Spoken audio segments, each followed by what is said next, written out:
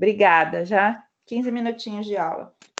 Professora. Oi, pode falar. Ele tem que, você falou que não pode passar das forças da herança, né? Isso. Não pode ultrapassar. Só que também tem que estar dentro daqueles 50%, né? Exatamente. Existe aquele limite de doação que uma pessoa pode...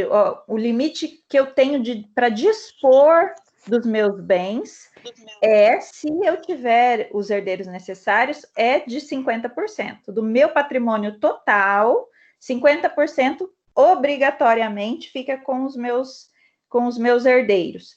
Os outros 50% aí eu posso dispor. Então, essa doação de subvenção periódica, ela tem que se encaixar dentro desses 50% que eu tenho livre disposição. Entendem?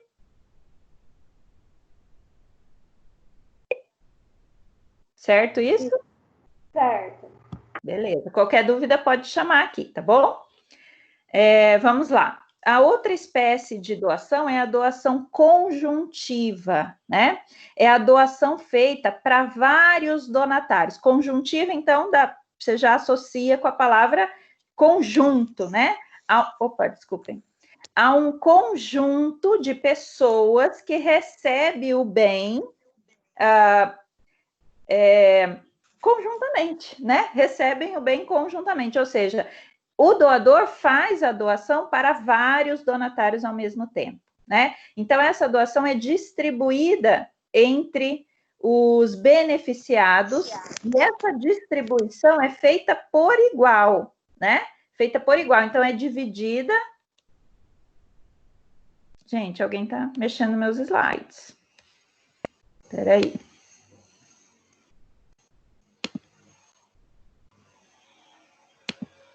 Que eu perdi o compartilhamento. Já vou pôr de novo aqui para vocês. Vocês estão me ouvindo? Estamos. Sim. Agora a gente está vendo o slide também.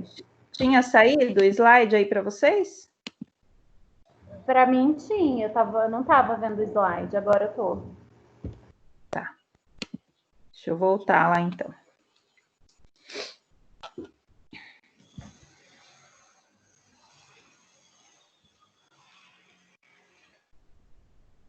Certo, então, doação conjuntiva, né?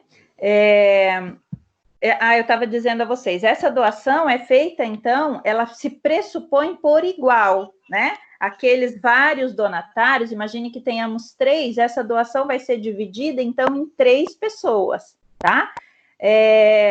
Gerando dever sucessório independente, ou seja, daqueles 3 donatários, se um deles vem a falecer, a parte, o percentual que cabia a ele vai ser transmitido para seus descendentes, certo? Os descendentes têm direito sobre aquele bem que tinha integralizado o patrimônio daquele donatário, daquela pessoa que recebeu a parte daquele bem, certo? Qual é a única exceção, e que acho que a gente já comentou também na aula passada, né? Quando os donatários são casados, então, são 2 donatários, né? Marido e mulher. Este donatário que vem a falecer, né? Que teria 50% do bem, em vez desse bem ser inserido dentro do espólio ali, dos bens que integrarão a herança daquela pessoa, esse bem vai acrescer ao direito do cônjuge sobrevivente, certo? Então, em regra, esse bem integraliza o patrimônio da pessoa e ele vai seguir a ordem hereditária normal, vai seguir para os seus descendentes.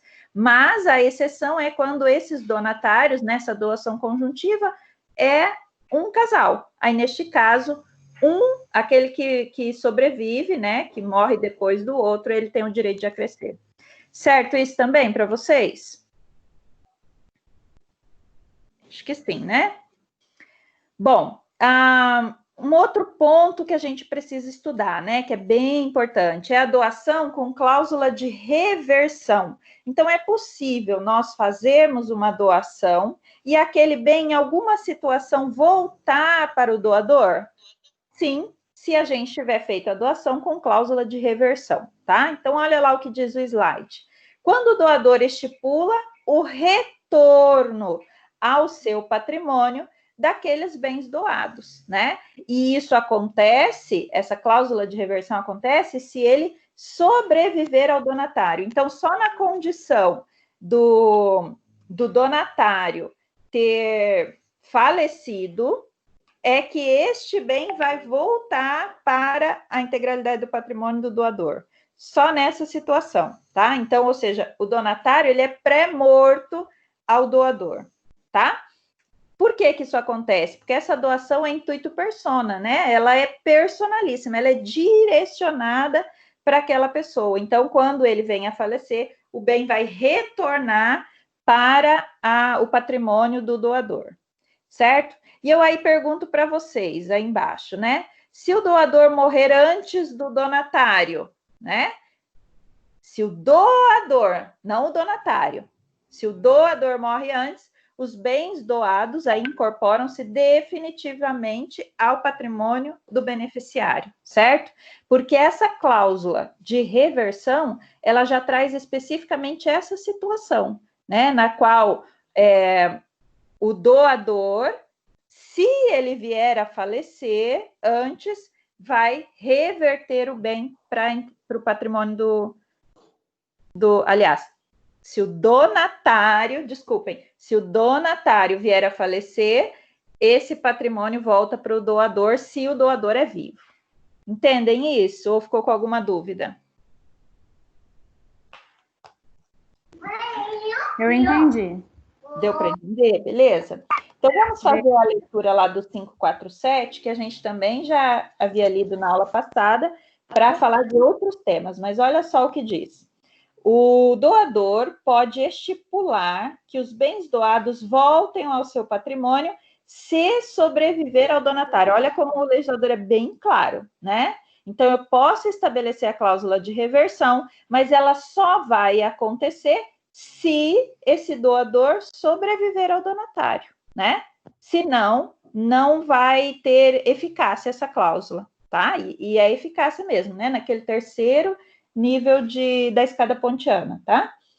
E o parágrafo único diz, não prevalece cláusula de reversão em favor de terceiro. Eu poderia dizer, né, que caso o donatário venha a falecer, que esse bem seja revertido para o meu filho, por exemplo, aí não. Aí essa cláusula não teria validade, tá?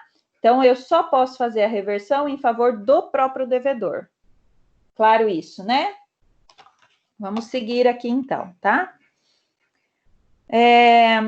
Doação de ascendente a descendente. Nós também já havíamos iniciado, né? Começado a falar um pouquinho sobre isso na aula passada, porque é possível que o doador seja ascendente, ou seja, seja pai, seja mãe, né? Daqueles descendentes, ou avô, se às vezes na falta do pai e da mãe, né? Pode ser, a gente poderia estar falando aqui de uma outra pessoa responsável por aquele descendente, né?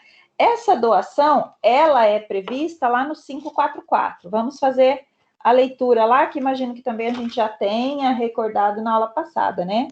Olha só, a doação de ascendente a descendente ou de um cônjuge a outro importa adiantamento do que lhes cabe por herança. Agora que eu lembrei que a gente já tinha falado, né, sobre isso, sim. Então, a doação feita entre ascendente ou descendente ou entre cônjuges, nós falamos na aula passada entre cônjuges, né, que impera a mesma regra. Aqui, entre ascendente e descendente, para o ordenamento jurídico, é visto como uma antecipação, um adiantamento da herança, da parte da herança que aquela pessoa teria direito, né? Por isso que, quando acontece a colação, que é um instituto que vocês ainda não conhecem, porque não estudaram ainda o direito de sucessão, né? Então, não se preocupem em entender exatamente como funciona a colação nesse momento, tá? Fiquem tranquilos, eu vou falar por alto para que não fique a informação vaga aqui para vocês. Mas a colação é o momento em que cada herdeiro vai dizer o que ele recebeu em vida do doador e vai trazer ali todo o patrimônio daquele decujus, né, da pessoa que faleceu. Então, neste momento da colação, é o momento que aquele herdeiro deve se manifestar e dizer, olha, em vida, eu recebi uma doação do meu pai. Então, essa doação vai ser contabilizada dentro daquele percentual que caberia àquele herdeiro como herança e vai ser descontado desse percentual aquilo que ele já antecipou, aquele bem que ele já recebeu, certo? Então, imaginem que numa herança, num patrimônio X, né, caiba um percentual, sei lá, de 12% ou de 20% para um herdeiro. 20% daquele patrimônio vai para aquele herdeiro, tá? Dentro desses 20%, vai ser descontado o valor daquele patrimônio que aquele ascendente, que aquele pai, no nosso exemplo aqui, já deu para aquele filho, certo? Então, é descontado. E esse momento desse herdeiro fazer isso, se chama, né, é o momento da colação, no momento que a gente apresenta aqueles bens, tá? Mas vamos imaginar que esse herdeiro, ele não faça essa colação, ou seja, que ele não apresente, que ele fique bem quietinho lá, ele não conta para os outros irmãos, né? E não faça. Isso é visto dentro do direito sucessório como uma sonegação, tá? Ele não apresentou, né? Ele não falou aquele bem que ele deveria ter apresentado, né? Como parte já da legítima dele, dos bens que ele iria receber. Isso tem uma consequência. Oi, pode falar. E se ele vende esse bem e compra outro, e mesmo assim é adiantamento? Mesmo assim é adiantamento da herança. Ele já recebeu, né? Ainda que ele se desfaça daquele bem, ele tem que integralizar, ele tem que avisar, né? Vamos usar uma palavra menos técnica, né? Ele tem que avisar que ele recebeu aquele bem, no importe daquele valor, já que ele não tem mais o bem, né? Mas ele tem que apresentar, nessa colação, ele tem que apresentar, então eu recebi um apartamento, já foi vendido, mas eu recebi o apartamento, né? E isso vai integralizar e contabilizar na hora de fazer essa divisão de bens, tá? Não importa que ele já tenha vendido, o que importa é o bem que foi recebido na ocasião, tudo bem? Tudo bem. O que mais que era importante falar? Bom, então eu coloquei esse texto aqui no slide para vocês, mas como eu já disse, né, não se preocupem com isso, não vai ser objeto de cobrança de vocês da prova, porque é matéria que vocês não estudaram. O que eu preciso só que vocês saibam, né, como é que o ordenamento jurídico enxerga essa doação feita de ascendente a descendente. Tá? Então, enxerga como um adiantamento dessa legítima, daqueles bens que ele teria direito, tá? Estes estão obrigados a conferir, os descendentes, né? Os que receberam a doação. Estão obrigados a conferir no inventário do doador, por meio da colação, né? O nome da parte desse processo no qual a gente apresenta esses bens, os bens recebidos, pelo valor que lhes atribuir o ato de liberalidade ou a estimativa feita naquela época, tá? Para que sejam igualados os quinhões dos herdeiros necessários, aqueles herdeiros que obrigatoriamente terão que fazer parte daquela herança, né?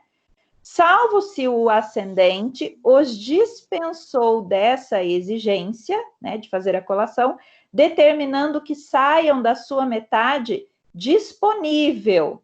Então, imaginem assim, aquele doador, né, que veio a falecer, 50% do patrimônio dele, obrigatoriamente, vai para os herdeiros necessários. Os outros 50%, ele pode doar, desfazer, fazer o que ele quiser, certo? Então, imaginem que este doador, no momento que ele fez a doação, no contrato de doação, ele estabelece que esse apartamento, né, no nosso exemplo, que ele está deixando para o filho, ele deixa daquela parte dos 50% que ele tem disponível, entendem? Aí, neste caso, se apresenta a exceção que vai fazer com que aquele ascendente não tenha que colacionar aquele bem no momento da colação. Não sei se vocês me entendem. Você pode repetir isso de novo? Achei um pouco confuso. Obrigada. Posso, gente. Professora, deixa eu só fazer uma pergunta antes. Se ele não fala nada, se o pai que deixou para o filho, deixou um apartamento, e ele não fala nada, não faz um testamento nem nada, ele é obrigado, o descendente é obrigado a apresentar isso, na colação. Apresentar o bem na colação. Obrigatório, tá? Porque o legislador diz. Por que isso acontece? Porque isso obrigatoriamente é adiantamento da legítima. Então, deixa eu explicar de novo para vocês entenderem. Gente, eu tinha desenhos. Meu filho ia participar da nossa aula hoje. Sacanagem eu não poder, vocês não poderem me ver. Olha que coisa, gente. Meu Deus. Mas, enfim, eu tinha os desenhos aqui para vocês entenderem essa colação. Mas, então, vamos imaginar, tá? Usem aí a criatividade de vocês. Imaginem um círculo, tá? Dentro desse círculo está a integralidade de bens que uma pessoa tem. 100% dos bens que é dele, só da pessoa que faleceu, já descontado aí a questão de casamento, de meação, esquece isso. Chegamos ao patrimônio que é 100% daquele decurso, da pessoa que morreu. Imagine esse patrimônio todo dentro de um círculo, certo? Deste patrimônio todo, metade desse círculo, divide o círculo ao meio, estou narrando aqui o desenho que eu fiz para vocês. Divide o círculo ao meio, 50% desse patrimônio obrigatoriamente vai para esses herdeiros necessários, certo? Então, imaginem que um ascendente, ou seja, um pai, no nosso exemplo, para vocês entenderem melhor, né? O pai deixou um apartamento para um dos filhos. Tem outros filhos, mas ele deixou para um desses filhos, né? Obrigatoriamente, por força do artigo 544, aquele apartamento que o pai deixou está nesse 50% que é destinado obrigatoriamente para os herdeiros necessários, certo? Para esses descendentes. Mas vamos imaginar que aquele pai queira doar esse bem, mas fora desses 50% que obrigatoriamente teria que ir para os herdeiros necessários dele. Então, ele vai fazer uma cláusula estabelecendo que este bem que está sendo doado para um dos filhos, ele não faz parte da legítima. Esse bem que está sendo doado, ele faz parte daquela outra metade do círculo, daquela outra metade dos bens que ele poderia dispor livremente, certo? Aí, neste caso, se o pai, né, o doador, faz essa cláusula neste contrato de doação, aí, neste caso, aquele descendente, no momento, né, que for feita a partilha de bens, este descendente não vai ter que apresentar esse bem no momento da colação. Por quê? Porque o bem não estava na parte da legítima. O bem estava na parte disponível que aquele decurso, aquela pessoa que morreu, poderia dar para quem ele quiser. Entendem isso? Ficou mais claro agora? Sim. Deu para entender? Sim, professora. Obrigada. Ótimo. Qualquer dúvida, vão perguntando aqui. Pra gente? Oi? Você vai conseguir mandar esse desenho, esse mapa mental pra gente ou não? Gente, eu não ia mandar slides para vocês, mas agora, né, como vocês não estão podendo... Manda uma fotinha do celular mesmo. No WhatsApp. Pode ser, depois que terminar a aula, aí eu pego aqui e mando os desenhos que eu tinha feito para vocês e vou mandar a simulação que eu ia fazer com meu filho aqui também, tá? Para vocês verem. Mas aí eu faço isso depois que a gente terminar a aula, porque senão vai atrapalhar o raciocínio aqui, tá bom? Beleza, obrigada. Então tá, nada. Então, só o finalzinho ali, né? Contando que não a excedam. Então, imaginem que esse bem está na parte disponível, não pode chegar na parte que é indisponível, né? Se aquele bem for de um valor, né, maior do que metade dos 50% que o decujus tem como parte disponível, aí essa partezinha que chegar dentro daqueles 50% que o doador não pode dispor, ou seja, só pode dar para os herdeiros, aí nessa parte integraliza como adiantamento, certo? Aí, né, claro, computado o seu valor, o valor do bem na doação. Mas não se preocupem com isso, eu estou explicando porque eu não quero deixar vocês perdidos, tá? Mas não se preocupe que vocês vão entender quando forem estudar isso com calma, entender todo o procedimento, passo a passo, tá? Fiquem tranquilos. Por hora, sim, tenham uma visão geral de mais ou menos como funciona, tá? Bom, depois a gente precisa entender o que é a doação inoficiosa. Doação inoficiosa é aquela doação que é feita para além do limite dos 50% que eu posso dispor livremente dos meus bens, certo? Imaginem, então, esse círculo com a integralidade de bens que eu posso doar, 50% eu não posso me desfazer, 50% são dos meus herdeiros necessários. Os outros 50% eu posso me desfazer como eu quiser, doar para quem eu quiser, eu tenho livre isso, tá? Mas vamos imaginar que nessa doação que eu tenho livre para fazer, nessa disponibilidade que eu tenho livre para fazer, eu exceda esses 50%. Vamos imaginar que eu faço uma doação de 70% do meu patrimônio, deixando só o restante para os meus herdeiros necessários.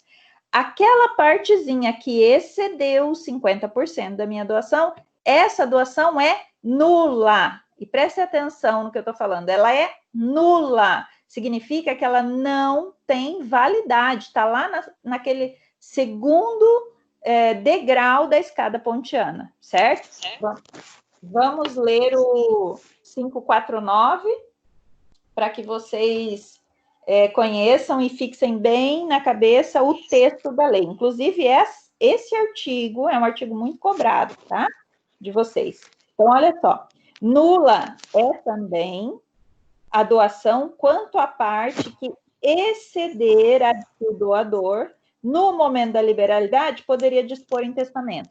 Gente, eu coloquei essa regrinha aí que ela tem que ficar fixada, bem fixadinha na cabeça de vocês. A regra, você só pode doar o que você pode testar, ou seja, o que você pode fazer como testamento, ou seja, o que está fora daqueles bens, daquela parte da sua herança que você tem que obrigatoriamente direcionar para os seus herdeiros necessários, certo? Então, aqueles 50% que vai para o herdeiro necessário, você não pode testar, fazer um testamento daquilo e direcionar para uma outra pessoa. Da mesma maneira que você não pode testar, você também não pode doar, certo? Está tendo um eco aqui, está tendo eco para vocês aí também? Eu tenho um exemplo disso, tipo assim, do que não pode fazer testamento. Do que não pode o quê? Não te ouvi. Do que você falou que a regra é de que só pode doar o que se pode fazer, o que pode testar. Isso. Certo. Tem algum exemplo de algo que não pode ser incluso nisso? Qualquer valor de bem que exceda os 50%. Entende? Ô, professora, aí se passar, vamos supor que passou 5%, né, dos 50% lá o apartamento. Aí ele tem que devolver? Não necessariamente devolver o bem, mas devolver o valor. Ou ele usa isso como adiantamento. Entende? Adiantamento da herança. Então veja assim, imaginem que aqueles 50% da parte que obrigatoriamente tem que ir para os herdeiros necessários foi dividido entre 2 filhos. A pessoa que morreu só tinha 2 filhos. Então, 25% do patrimônio vai ficar com um, 25% do patrimônio vai ficar com outro filho, certo? Só que este outro filho, desse patrimônio, ele já recebeu, no seu exemplo aí, ele já recebeu 5% em doação, ou seja, em adiantamento dessa herança. 5% do patrimônio da pessoa que morreu, aquele filho já recebeu. Por exemplo, vamos imaginar que 5% seja o valor de um carro. Ele já recebeu um carro antes, quando fez 18 anos, por exemplo. E aquele valor do carro representaria, na sucessão, 5% do total que aquele filho teria que receber. Então, daqueles 25, 5 ele já recebeu naquele carro. Então, o outro filho vai receber 25, né?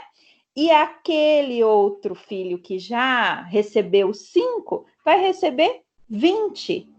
Entendem isso? Porque é adiantamento da herança. Ele já recebeu 5 antes do pai morrer. Entendem?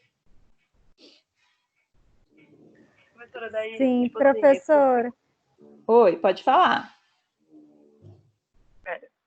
Quem Vai. fala? Eu? Não, eu só queria saber se daí a porcentagem que excedeu, tipo, 55%, do exemplo da Samira, só é nulo os 5%?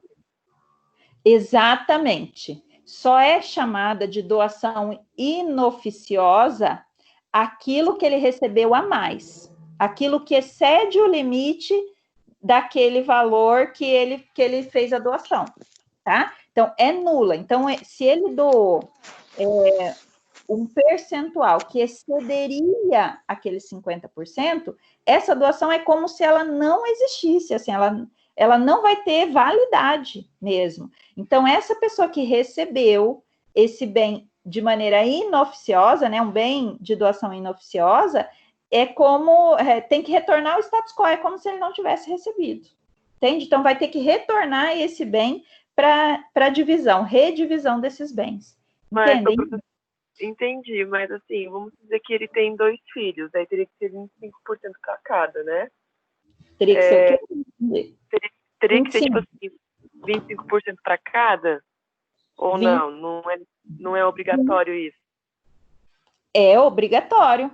E daí, então, se um receber 30% e o outro receber 20%, vai ocorrer isso também ou não? A doação inoficiosa?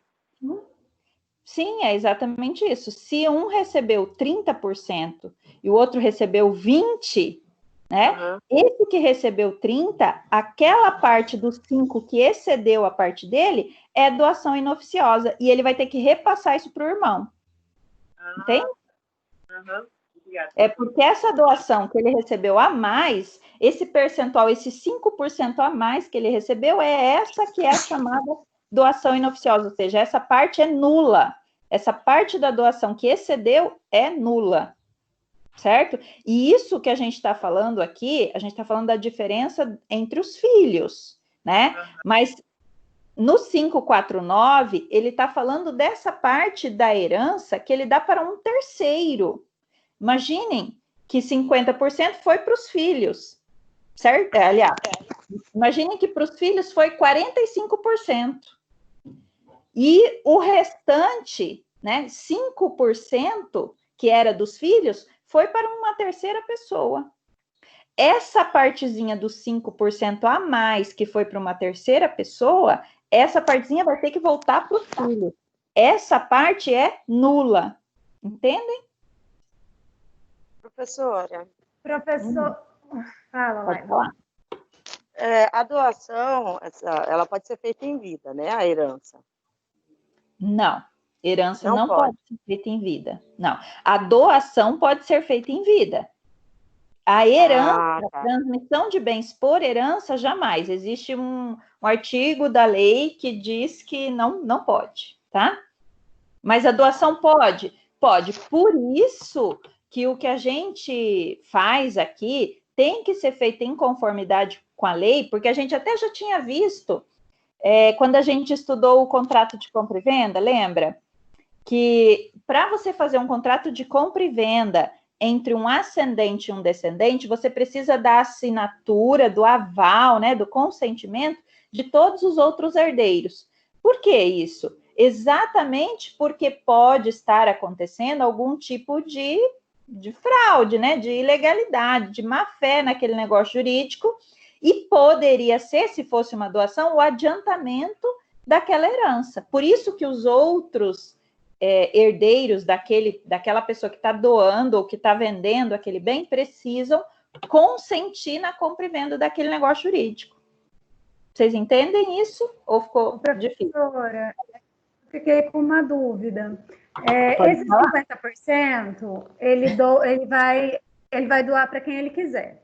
Aí, se ele pega e doa para a amante dele, 10%, você falou que pode ser cancelado se for amante. Mas ele não pode doar para um vizinho, para qualquer pessoa? Por que para amante? Ele pode, não, olha só, aquele 50% ele pode doar para quem ele quiser. O que ele não pode doar, e aí a esposa é também herdeira necessária, ela também está naquela lista de herdeiros, a gente está falando aqui de doação entre pai e filho, mas essa doação, a depender do tipo de regime de bens, né? E aí, calma, que a gente tem essa questão dos bens, mas a esposa, ela também é herdeira. Daqueles 50% que obrigatoriamente ele tem que deixar para os herdeiros necessários, se inclui a esposa, tá? Agora, os outros 50%, ele pode fazer o que ele quiser, deixar em testamento, doar para quem ele quiser? Sim, inclusive para a amante, certo? Mas não tem um artigo que fala da amante? Então, aquele que fala dos bens dos outros 50%, que é dos herdeiros, é isso? Que pode ser anulado? Deixa eu ver qual... Artigo 550. Artigo 550. Vamos lá. A doação do cônjuge adúltero ao seu cúmplice pode ser anulada pelo outro cônjuge ou por seus herdeiros necessários até depois de 2 anos de dissolvida sociedade conjugal. Sim, gente. Opa, desculpa, eu mudei o slide aqui para vocês, né? Pera lá. Sim, essa doação que nós estamos falando aqui tem 2 elementos importantes que vocês devem observar, tá? Um que é um elemento bem prático, que inclusive é uma questão que eu passei aí para vocês, que tem um entendimento jurisprudencial, que é assim, imagine a pessoa que é casada e ela se separa de fato, ou seja, não vive mais junto, tá? Mas ela ainda não fez o divórcio, que o divórcio é que dissolve a união entre as pessoas, a união civil entre as pessoas. Ou seja, aquele patrimônio ainda não foi dividido, muito embora aquelas pessoas não estejam mais vivendo juntos, não sejam mais cônjuges, tá? Por exemplo, eu tenho um processo que o divórcio dele, como é litigioso, já tem 5 anos, o processo de divórcio. Ou seja, a gente não conseguiu fazer ainda a meação daqueles bens. Mas essa pessoa já começou a namorar outra pessoa. Eles não vivem mais juntos. E aí, esse homem, né, que começou a namorar outra pessoa, já se encontra em união estável com uma outra. E aí, eles também já não vivem mais juntos, brigaram, né? Esse da união estável, não a esposa. E ela tinha recebido um carro dele, ou seja, como eles não eram casados, nada, né? Até porque ele ainda era casado com a antiga, esse carro era entendido como uma doação, era visto pelo ordenamento jurídico como uma doação. E aí, seria possível ele fazer essa doação? Sim, seria possível. Tem um entendimento jurisprudencial que diz que quando o casal já está separado de fato, nesse exemplo que eu estava dando para vocês, é exatamente isso, né? Ele viveu com a esposa e já há 5 anos ele não vivia mais. Só que ele fez o divórcio? Não, não fez. Mas ele está separado de fato? Tá, está separado de fato. Aí, neste caso, essa nova convivente, ela tem este direito sobre o bem que ele entregou, sobre o carro, por exemplo. O que a gente está falando aqui no 550? Olha só. Esse 550, ele tem vários probleminhas, né? Primeiro que esse cúmplice, esse nome cúmplice, vem lá do direito penal, né? Como se fosse alguém que está ali, tipo, cometendo um crime junto com o outro, né? Hoje em dia o direito de família não aceita mais essa expressão.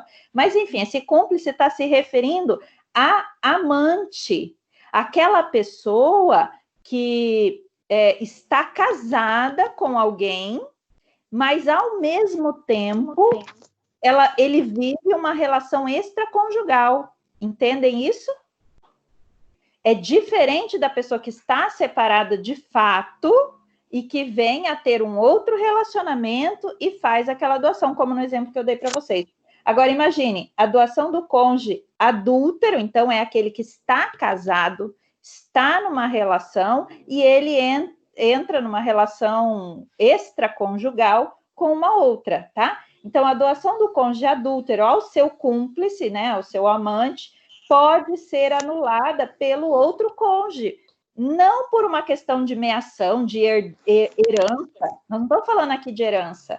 A gente está falando de uma relação conjugal, ou seja, eu tenho um vínculo conjugal com a outra pessoa, então existe um regime de bens entre nós. E o que ele está fazendo é doando para alguém um bem que, na realidade, na metade era meu, porque eu sou casada com ele, eu tenho meação de bens com ele.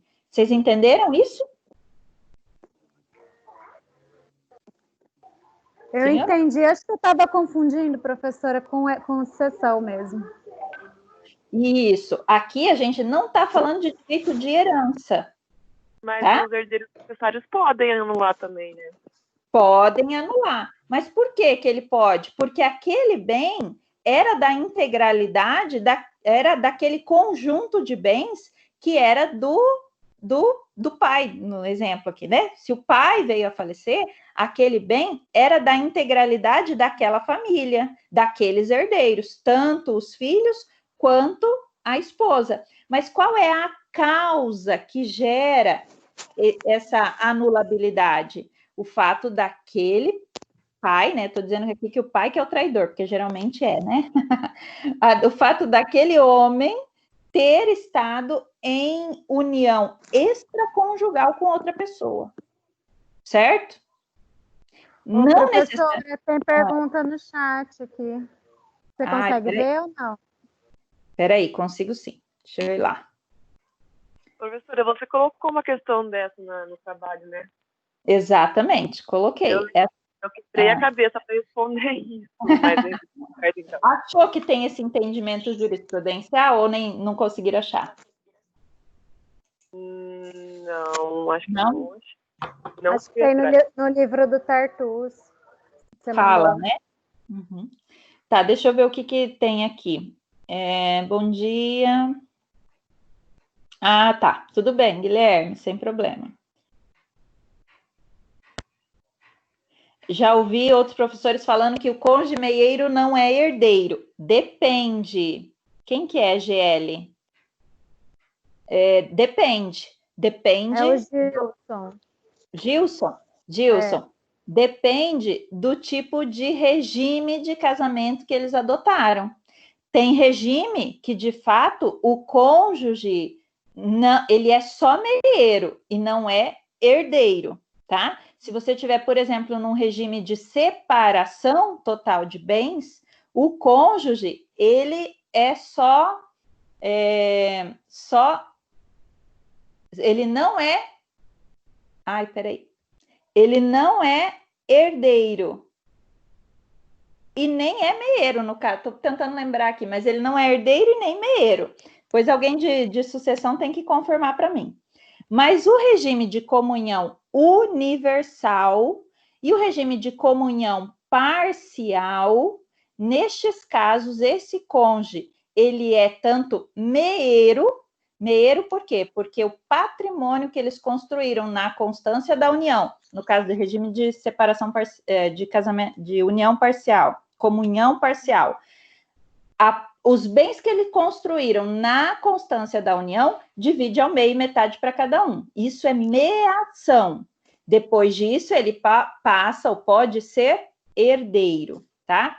Depois da meação dos bens dos dois, aquela pessoa veio a falecer, ele passa a ser herdeiro, que aí é outra coisa diferente de meação. No regime de comunhão universal, também de bens, tanto os bens que eu já tinha antes do casamento, quanto os bens que a gente construiu na constância do casamento, são divididos entre os dois cônjuges. Então, essa esposa, por exemplo, né? O homem morre, a esposa fica. A esposa é meeira, então ela tem metade de todo o patrimônio daquela pessoa, e ela é também herdeira, tá? Agora, outros regimes, né? O participação final nos aquestos, o de separação. Aí, o de separação eu estou na dúvida aqui, porque existe uma grande discussão. Quando vocês forem estudar, vocês vão entender lá. Se aquele se aquela esposa, no nosso exemplo aqui, se o homem morrer, né? Oi? Se aquela esposa, se ela pode ainda ser herdeira, tá? Ela não é meeira. De jeito nenhum ela é meeira. No regime de separação, ela não divide os bens. Cada um continua, mesmo na constância da união, cada um continua com seus bens individualmente. Então, se eu comprei um carro, não vou mear com meu marido, tá? No regime de separação.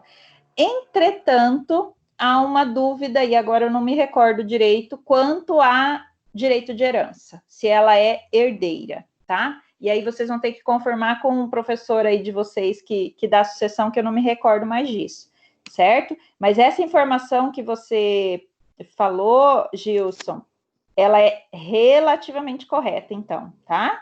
Quando você fala assim, já ouvi outros professores falando que o cônjuge meieiro não é herdeiro. Não, tem regime de comunhão universal e comunhão parcial que sim, ele é meieiro e é herdeiro também, tá bom? O que mais? Deixa eu ver o que mais que tem aqui.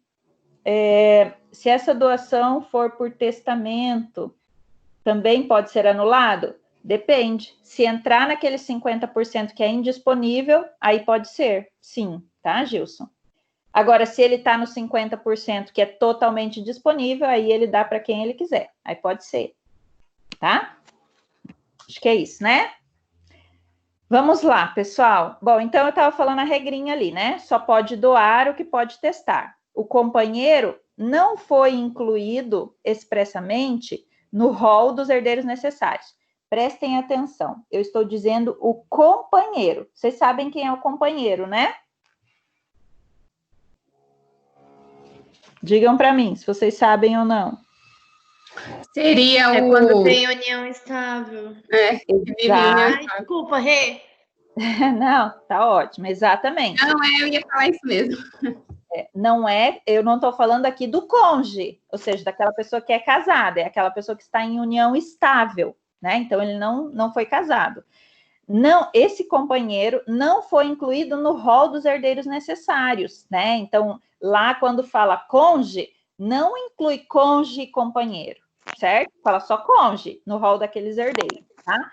Muito embora, né, a Constituição Federal, ao reconhecer a união estável como uma entidade familiar, porque a Constituição traz essa possibilidade de quase que equiparação, né, da pessoa que não é casada, mas vive em união estável, então trazendo direitos para aquela companheira ou aquele companheiro como se fosse cônjuge, ou seja, como se fosse casado, tá?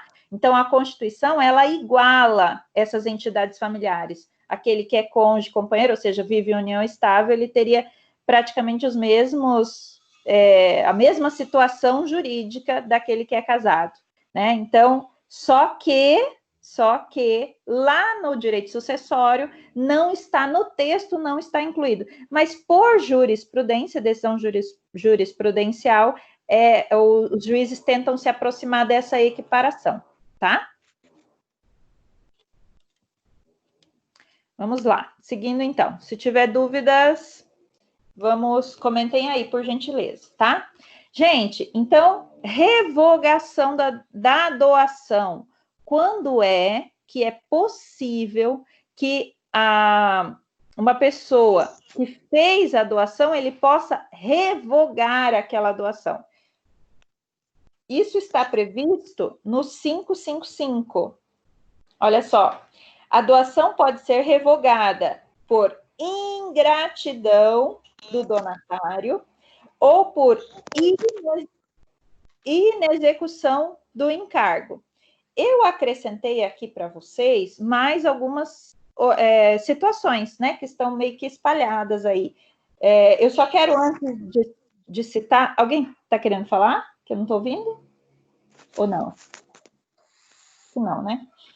Não tá slide aqui para mim. Não sei se a professora não colocou. Oi? Não tá aparecendo o slide para mim. O meu tá na tela. Mas o meu alguém tá aparecendo. O meu tá carregando aparecendo. aqui. Aí carregou. Às vezes alguma falha no sinal da internet aí, tá? Mas deu certo, obrigada. Tá, então, o 555, ele traz duas opções, né? Duas situações, na realidade. Quando é que pode haver a revogação? Então, a doação pode ser revogada por ingratidão do donatário ou inexecução do encargo. Primeira coisa, quando a gente fala inexecução do encargo, lembra que a gente viu lá nas espécies de doação que a gente tinha uma doação com encargo, que o donatário tinha que apresentar uma contraprestação? Se ele não apresenta essa contraprestação, nasce ali uma possibilidade de revogação daquela doação feita, certo? Então, por óbvio, né? Se ele está aceitando aquela doação com aquele encargo, com aquela obrigação, necessariamente ele deve cumprir. Se ele não cumpre, nasce aí para o doador a possibilidade de solicitar a revogação, de fazer a revogação, tá?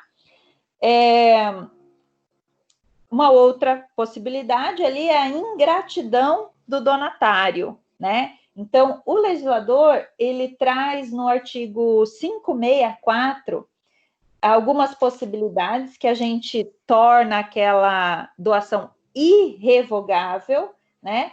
E estes casos, especificamente por ingratidão, quando ela é irrevogável, né? Não se revoga por ingratidão determinadas situações. Então, daqui a pouco nós vamos linkar com esse artigo 564, tá? Outra situação em que a gente pode ter a revogação da doação. E aqui, gente, quando a gente fala de revogação, existe, assim, até uma discussão na doutrina sobre se essa expressão, né, se ela está adequada. Alguns autores dizem que, tecnicamente, ela não está tão certa, tá?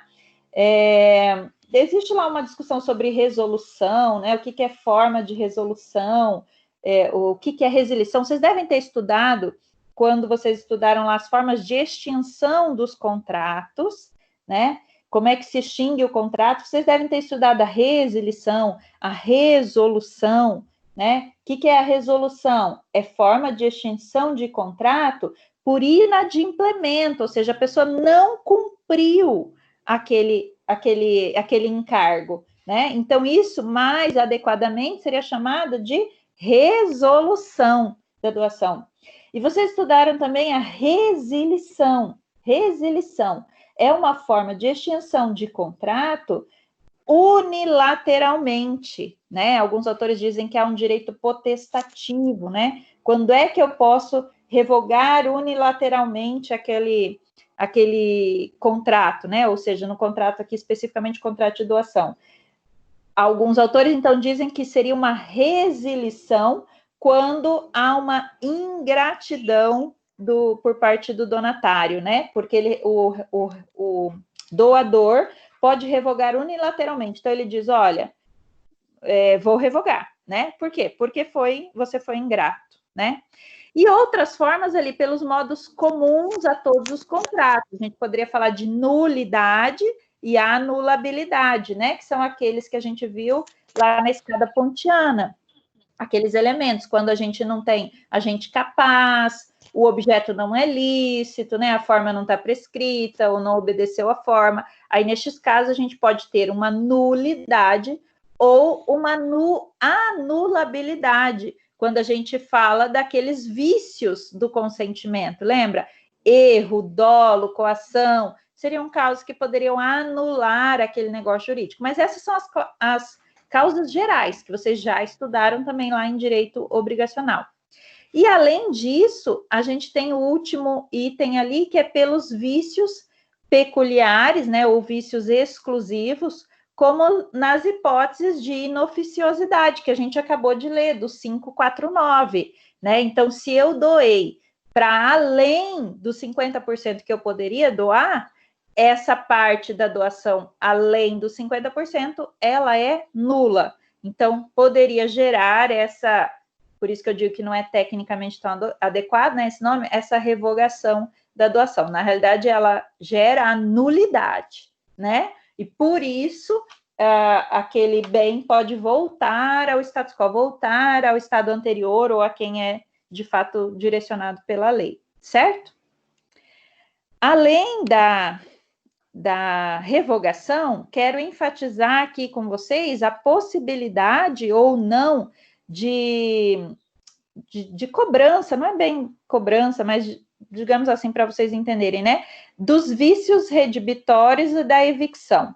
Então, eu pergunto a vocês, né? Vocês se lembram o que é o vício redibitório, né? Aquele vício oculto na coisa. Então, imaginem que o bem doado se apresenta, né? Depois que o donatário recebeu, se apresenta com vício, né? Haveria a necessidade desse doador trocar a coisa, desse doador fazer uma restituição ou não, tá?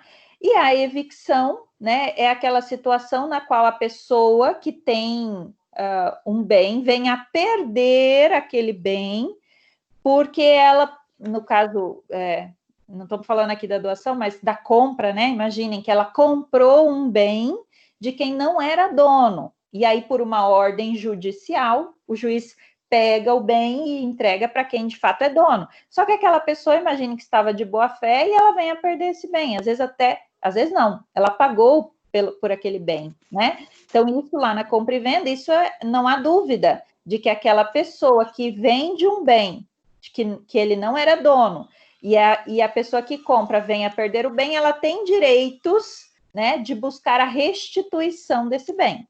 Agora, a pergunta que eu trago aqui, para a doação, quando eu perco, eu donatária, recebi o bem, eu perco em razão de evicção, será que eu vou ter direito a uma contraprestação do doador, porque ele me deu um bem que de fato ele não era dono, né? Então, a regrinha prevista lá no 552 quando as doações são puras, lembra que a gente estudou o que é o conceito de doação pura, né? Aquela que não tem nenhum encargo, nenhuma contraprestação do donatário. As doações puras não obrigam o doador àquelas obrigações decorrentes do vício redibitório e da evicção, tá? Mas há exceção? Há exceção, né? Quando a doação é com encargo, lembra que a gente estudou lá na Propter Núpcias, quando a pessoa entrega um bem, o doador entrega o bem por conta do casamento da pessoa, né? Neste caso, se essa pessoa que recebeu o bem, ela vem a perder por evicção ou por vício redibitório, né? Então, no caso de evicção, alguém chega lá e fala, você recebeu em doação esse carro? Pode parar, me devolve, porque esse carro é meu, não era daquele doador que te entregou, tá? Neste caso, ou no vício redibitório também, né? Tem um vício oculto e ela perdeu o bem ou perdeu parte do bem. Neste caso, o doador, sim, sofre as consequências, tanto do vício redibitório e da evicção, ou seja, ele teria que restituir esse bem ou que indenizar esse bem, certo? E a outra situação que a gente tem a exceção é nas doações remuneratórias, né? Que é outra forma de contraprestação, que a gente estudou também lá nas espécies. E é exatamente por conta dessa contraprestação que surge, então, excepcionalmente, essa obrigação do doador. Mas a regra é doação, então, sendo doação pura, né? Não tem encargo, não é remuneratória, não vai obrigar o doador a essas obrigações decorrentes do vício redibitório e da evicção. Significa que numa doação pura, se eu venho a perder o bem por conta da evicção, eu donatária, venho a perder por conta da evicção ou do vício redibitório, neste caso eu não vou poder buscar o doador para falar, olha, me restitua, me indenize, porque nas doações puras, o doador não tem essa obrigação. Ficou claro aí para vocês? Ficou. Professora, tem um áudio aberto aí, acho que é do Será, pessoal, que tem alguém com áudio aberto? Oi. Tá rindo lá. Daqui a pouco ele vê, gente, tá tranquilo. Vamos seguindo então aqui, tá? Agora nós vamos começar um outro tema, né? Direito civil 2 ou 3?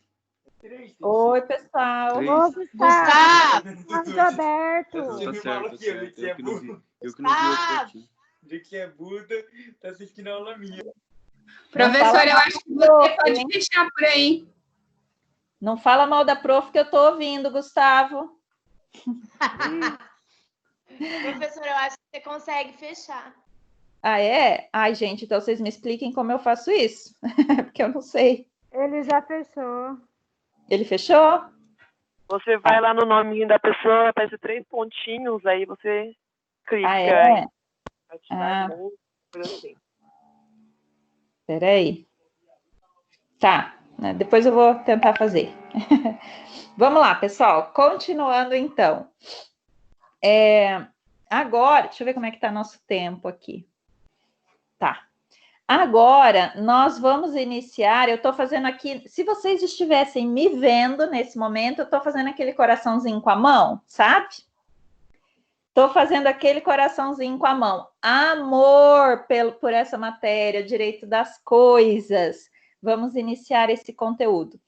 Queridos, não é a matéria, assim, das mais fáceis, né? No entanto, ela é apaixonante e muitíssimo importante para quem vai atuar no direito civil, né? Para os futuros civilistas, porque não há como você atuar no cível sem que você conheça bem o direito das coisas, tá? Então, ele é de suma importância para vocês. Então, aqueles que se encantarem, gostarem da matéria, se dediquem a ela, porque, de fato, ela é super, super importante, né? Mas aqueles que não se encantarem tanto assim, né? Os penalistas aí de plantão, que vocês gostam muito do direito penal, né? Tem que estudar da mesma maneira e com tanta empolgação quanto os que gostam, porque, de fato, essa matéria é muitíssimo importante.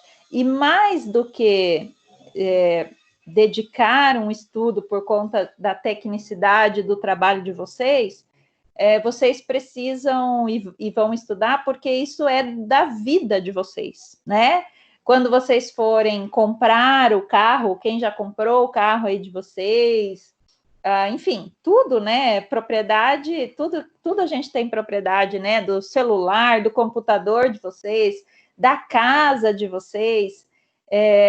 Isso faz parte da nossa vida, do dia a dia. Você foi a uma loja, né? E comprou lá a geladeira. Isso aqui envolve tanto o direito contratual, que nós acabamos de estudar, quanto o direito das coisas, tá? Então, é de suma importância.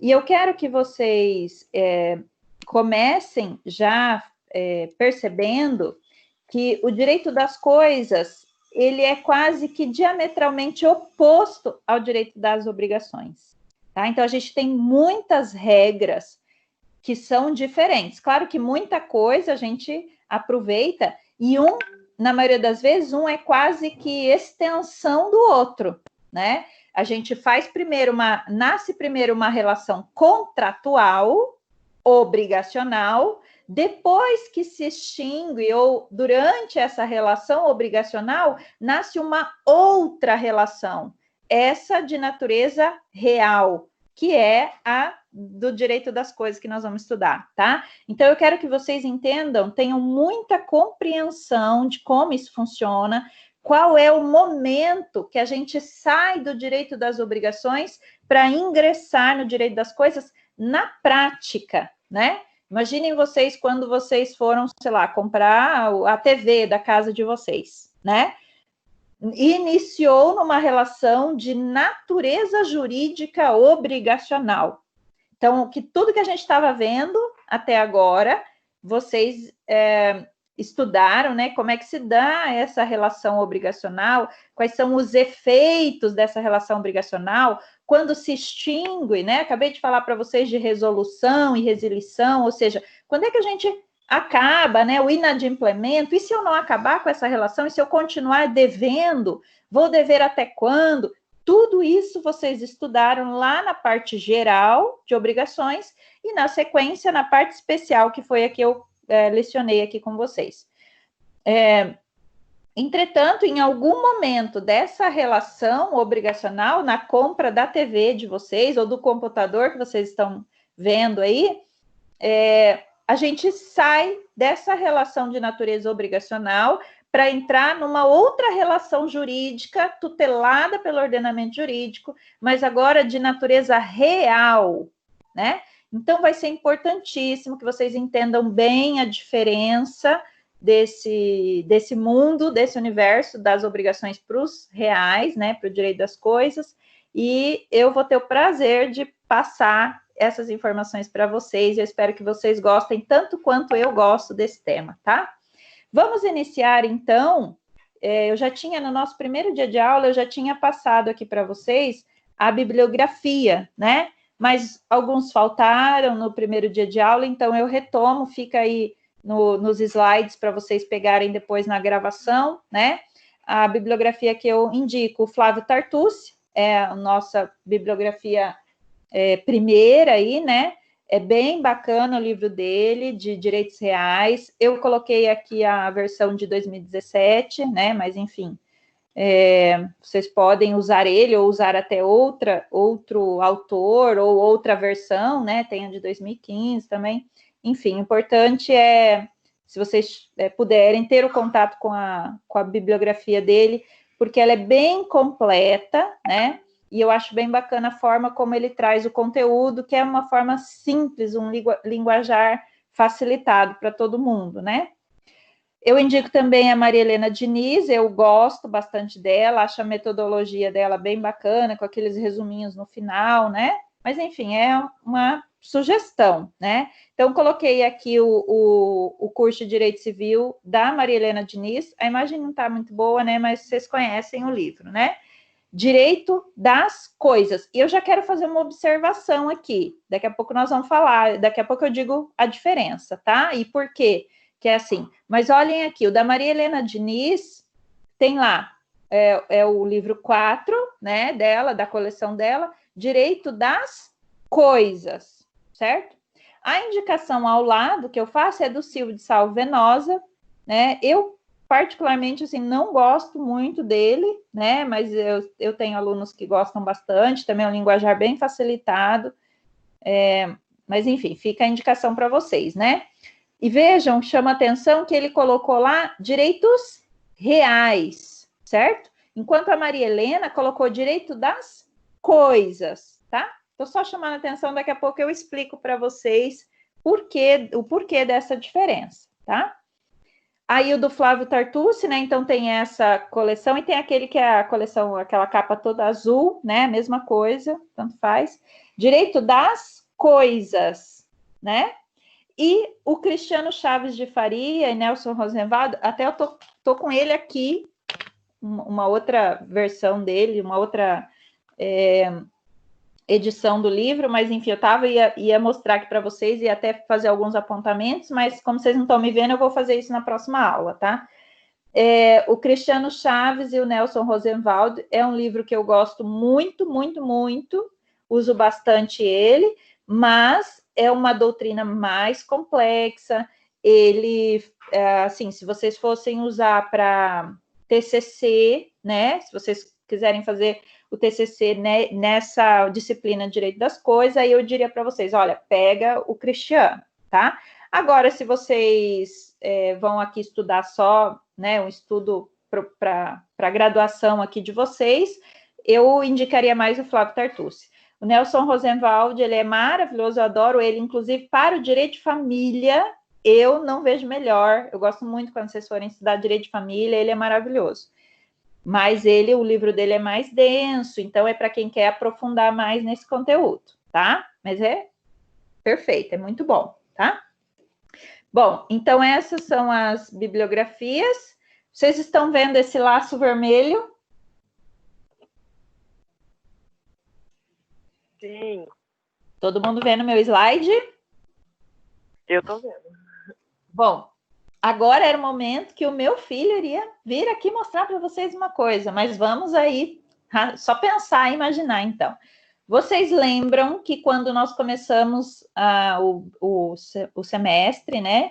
Eu trouxe um laço desse para vocês também. Vocês lembram? Me respondam aqui. O laço laranja. O laço laranja. É o vínculo. É o vínculo, muito bom. Mas eu pergunto para vocês, por que é que agora eu não trouxe aquele mesmo laço laranja? Porque é um outro tipo de vínculo. Aquele era de obrigação. Exatamente, porque a gente tem um vínculo jurídico lá nas obrigações? Temos.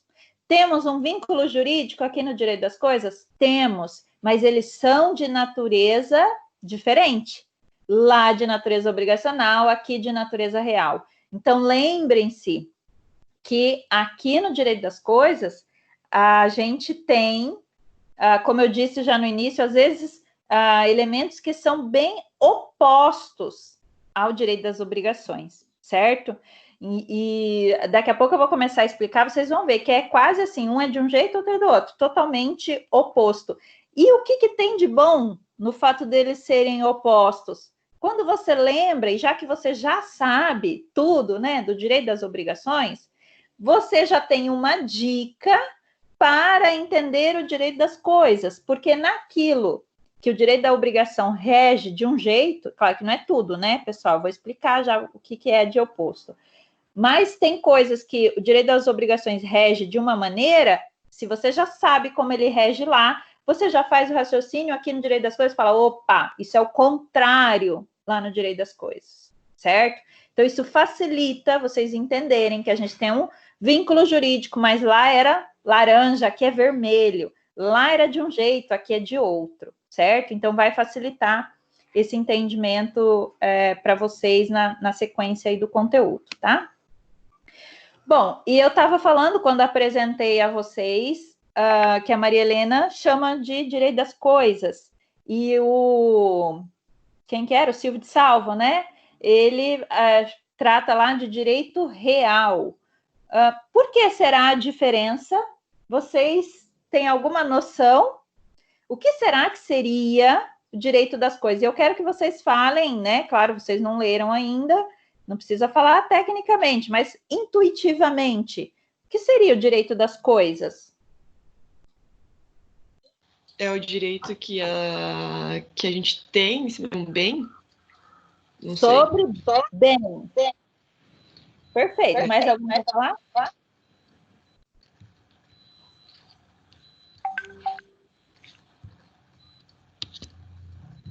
Oi? Ninguém? Bom, é exatamente isso. No direito civil, a gente tem um marco. Está tendo um eco aqui, pessoal. Será que vocês estão ouvindo esse eco também? Oi? Tá. Existe... Oi, tá bem baixinho, eu não consegui te ouvir. Agora parou. Estava, mas agora parou. Parece. Ótimo. Tá. Então, a gente tem um marco que é importantíssimo dentro da divisão do direito civil como um todo, né?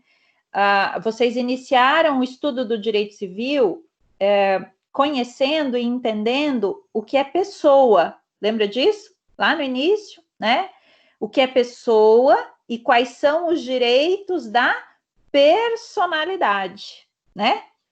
Agora, eu chamo vocês a conhecer o direito das coisas. Então, aquilo que para o ordenamento jurídico não é pessoa, não tem pessoalidade, para o ordenamento jurídico é coisa. No mundo dos fatos, e olhando assim, bem superficialmente sobre o direito civil, é isso que a gente vê.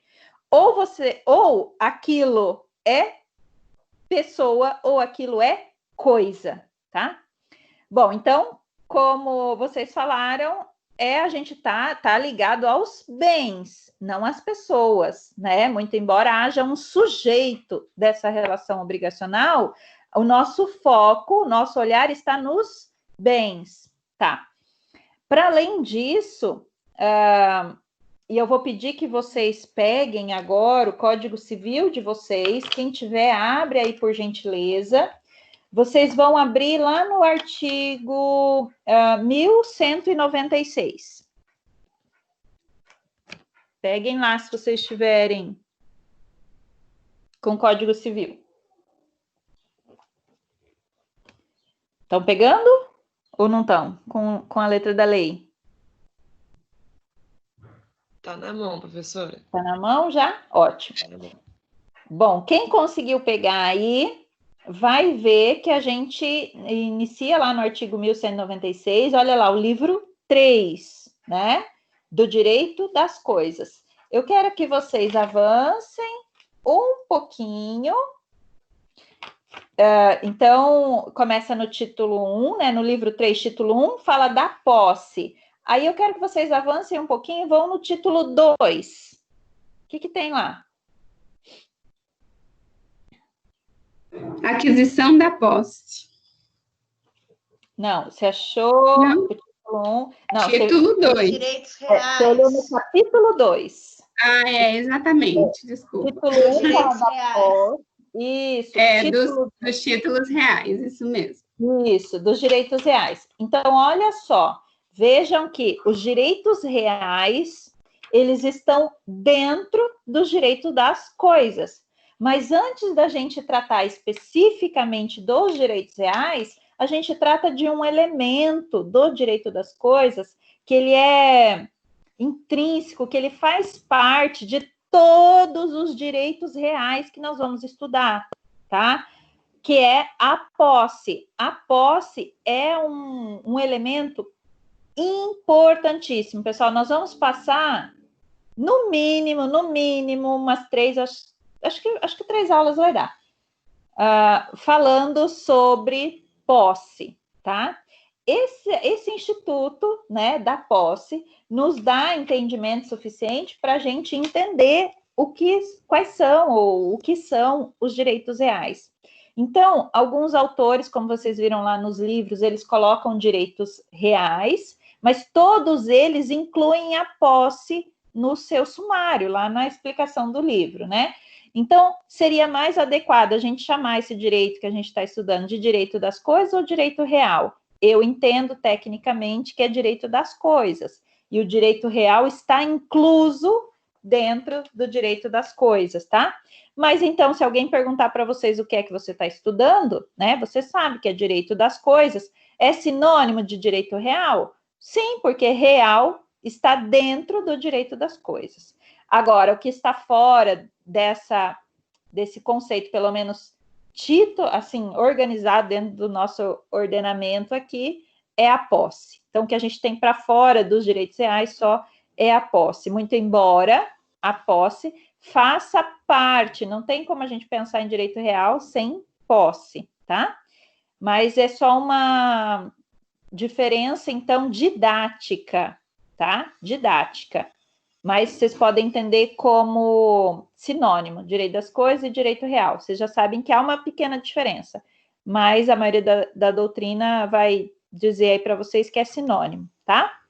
Então, o que seria, né, o direito das coisas? E se eu posso usar, o nome direito das coisas ou direitos reais, né? Olha lá no slide, como essa disciplina, né, o direito das coisas, estuda a posse e os direitos reais, que daqui a pouco nós vamos ver quais são, melhor se denomina como direito das coisas, tá? Compreendendo, assim, um ramo do direito objetivo que regula o que é regulado, o que é que está normativizado no direito das coisas. Lá está normativizado os processos apropriatórios, como é que eu me aproprio de um bem, que vocês viram, o direito das coisas trata de bens, tá? Como é que eu me aproprio ou deixo de me apropriar de um bem? essa forma, esse processo, como que eu me aproprio dos bens, eu vou olhar, nós vamos olhar juntos, né? Tanto do ponto de vista dos fatos, eu já vou explicar isso, quanto do ponto de vista dos direitos, tanto do ponto de vista real, aquilo que é palpável, aquilo que está no mundo dos fatos, o que de fato acontece com as pessoas, quanto também aquilo que é regulado e titularizado pelo ordenamento jurídico, tá? Já vou explicar melhor isso aí para vocês. Deixa eu ver se eu tenho um outro slide aqui. Não, deixa eu já explicar agora. Bom, quando vocês viram aqui que o legislador inicia tratando da posse no direito das coisas, né? Quando eu estou tratando da posse, eu estou necessariamente tratando de uma situação de fato que não, na grande maioria das vezes, ou que muitas vezes, pode não ter título. Se eu... vamos imaginar que eu mudei para uma cidade, achei uma casa abandonada, entrei nessa casa e comecei a morar lá. Falei, vou ficar aqui até alguém, eu sou uma sem teto, né? Vou ficar aqui até alguém vir reivindicar. Estou morando aqui, certo? Essa situação é uma situação de fato que não tem título. Eu não fiz um contrato de locação com o dono, eu não fiz um contrato de compra e venda, ou seja, eu também não sou dona, né? Eu não fiz um contrato de usufruto, eu não fiz um contrato de nada. Eu cheguei e comecei a morar, certo? Isso é uma situação do mundo dos fatos, não regulado ainda ou titularizado, certo? Porque eu não tenho um contrato com a pessoa, eu não sou dona, nada, estou no mundo dos fatos. Quando a gente está falando dessa situação de fato, a gente está falando da posse, tá? A posse que alguém exerce sobre um determinado bem.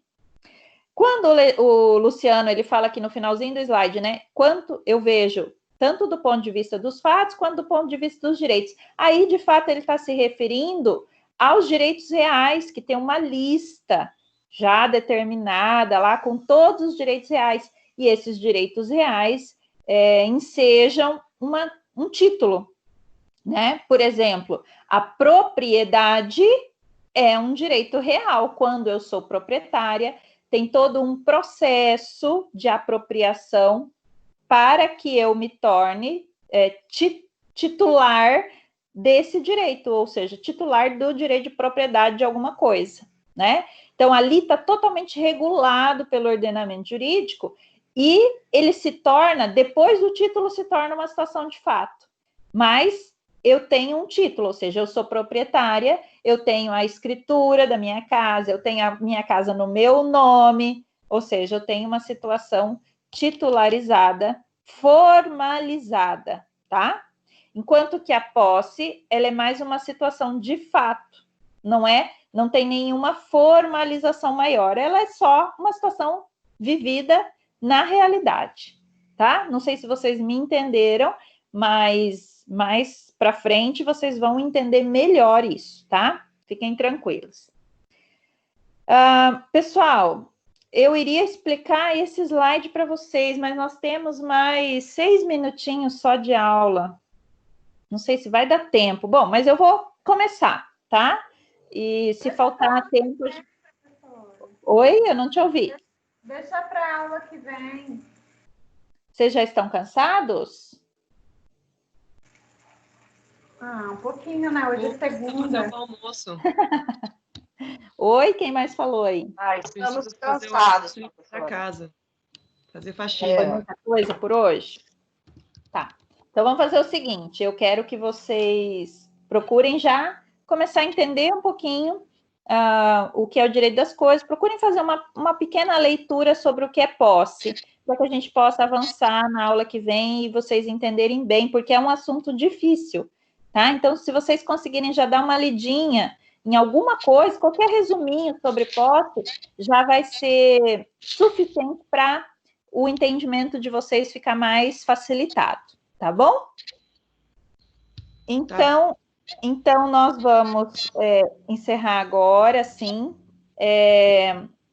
Pessoal, eu sinto muito que a gente não tenha podido se ver hoje, né? Mas eu vou verificar o que aconteceu aqui no meu computador e na aula que vem a gente volta a se ver. E aí eu passo e trago todos os desenhos aqui que eu ia trazer para vocês e a simulação que eu ia mostrar para vocês, certo? Eu agradeço a presença de vocês, a atenção, e nós nos vemos, então, segunda-feira que vem, tá bom? Até, prof. Obrigada. Um grande abraço a todos vocês. Obrigada. Obrigada a vocês. Até mais. Tchau, tchau.